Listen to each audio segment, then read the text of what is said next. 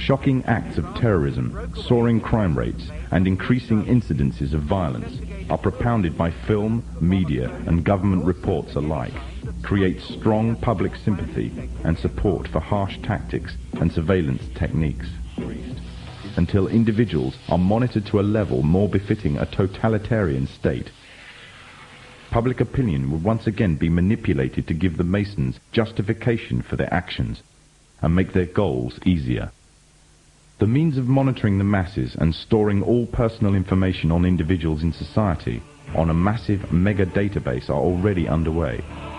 Rapid movements are taking place towards storing personal information on individuals on plastic, such as banking details, driving license information, and national insurance details.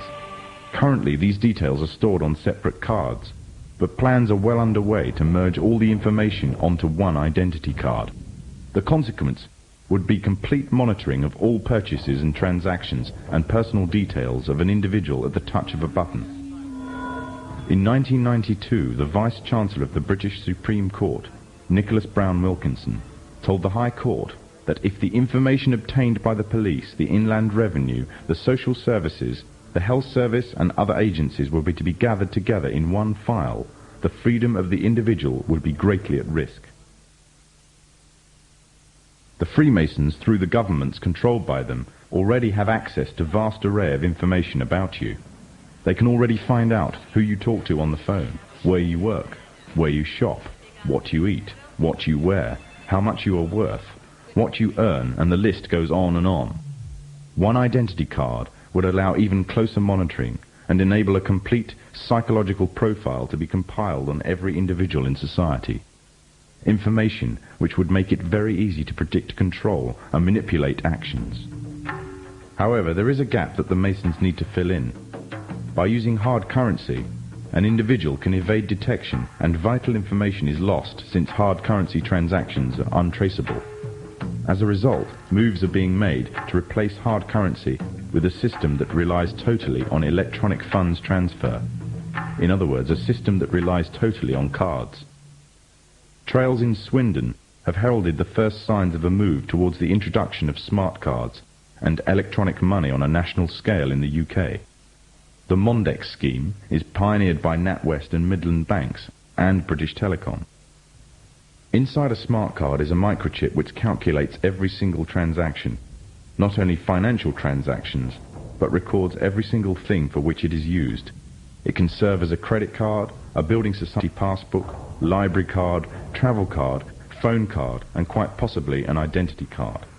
Although an identity card would reveal much detail, it would not be able to locate any one person precisely at any given instant time.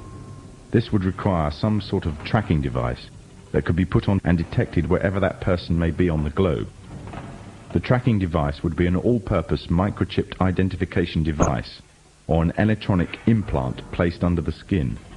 These implants could then send off a signal which could then be picked up by satellite in low Earth orbit, locating and identifying the subject.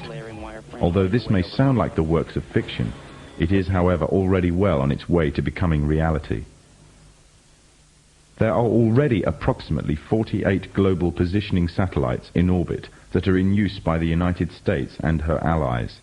These satellites can act upon incoming signals and pass down accurate information to the source of the signal about its location. At present, the source of the signals are devices that are attached to tanks, battleships, aircraft, or handheld instruments for accurate navigation purposes. The next step would be to introduce the device that creates the source signal on every individual. Currently, one form of device that has been created specifically as a signal source for the satellites is the electronic tag. Already a scheme using such tags on individuals is in operation in the UK. The justification used is that it is necessary to curb the growth in the population of the already overflowing prisons. The tag fits securely around the offender's wrists and can be monitored to see if the offenders are violating curfew regulations. Pilot tagging schemes are already in operation in Greater Manchester, Berkshire and Norfolk, with plans for expansion in other countries in the coming year. The Freemasons' plan for complete global control by one governmental body means that they must pave the way for complete global economic union, complete global legislatory and political union, and complete global military union. On March the 25th, 1957, with the creation of the European Economic Community, the first significant steps in the creation of this global government were taken. Since then, the EEC has become a testing ground for the New World Order. With the basic tenets of freedom of movement between member states already established, goods and people can move relatively freely within this one superstate. The plans are already underway for the establishment of complete monetary union, and the powers of the governmental body of Europe are growing every day, paving the way for complete political and legislatory union. All this will mean that eventually, in the superstate of the European Economic Community, there will be one currency, one economy, and one government. And the government would most certainly be a Masonic government. The three most important players of the European community are Britain, France, and Germany. Britain and France have long been Masonically controlled nations. During World War II, Germany was completely annexed by Britain and France, along with the United States, another Masonic nation, and the Soviet Union. The sectors of Germany controlled by the former three countries, the Masonic nations, formed a separate political identity called West Germany. And with the downfall of the Berlin Wall, West Germany has now taken over the former East Germany. Europe is not alone in its efforts to achieve superstate status.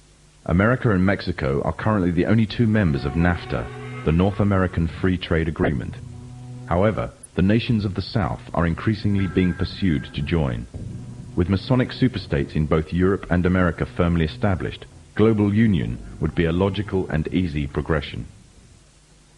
However, there is another problem that the Masons need to contend with if they are to be the masters of this global union. By the 1970s, it was becoming increasingly clear that the population of Europe and white America was rapidly declining.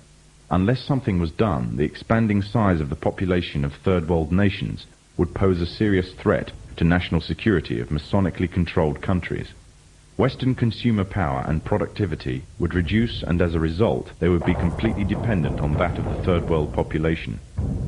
Somehow, the gap between Western population and third world population had to be a bridge to restore Western supremacy, or more precisely, Masonic supremacy, at a global scale. In the 1970s, President Jimmy Carter commissioned the Global 2000 report. The findings of the report blamed virtually all of the world problems on the population growth of non-white people. The report went on as far as recommending the elimination of at least 2 billion people in third world nations off the face of the earth by the year 2000 in order to restore Western supremacy. Interestingly enough, also in the 70s, the AIDS epidemic broke out, claiming huge amounts of life in third world nations, as well as amongst the growing black and Hispanic population of America. It was said that the virus originated from green monkeys in Africa and was later passed on to the local population through either acts of bestiality or through consuming them as food. From there on, AIDS spread like wildfire across the African continent and later on to the rest of the world, claiming millions of lives. However, the story was just a smokescreen. On June the 2nd, 1988, the Los Angeles Times published an article refuting the idea that the human AIDS virus originated from green monkeys. It uncovered evidence that the DNA composition of AIDS was totally inconsistent with that of green monkeys. In fact, it could be proven that the AIDS virus could not be found anywhere in nature and could only have ever survived in the human biological system. If the virus did not exist anywhere in nature, the question is raised as to where exactly the virus all of a sudden stemmed from. On July the 4th, 1984, the New Delhi newspaper in India called The Patriot published an article making the first detailed charges of AIDS as being a counter-biological warfare agent. An anonymous American anthropologist was quoted claiming that AIDS was genetically engineered at the U.S. Army's Biological Warfare Laboratory at Fort Detrick near Frederick, Maryland. Then on October the 30th, 1985, the Soviet journal Literaturная Gazeta repeated the charges made by the Indian newspaper, making it an international controversy.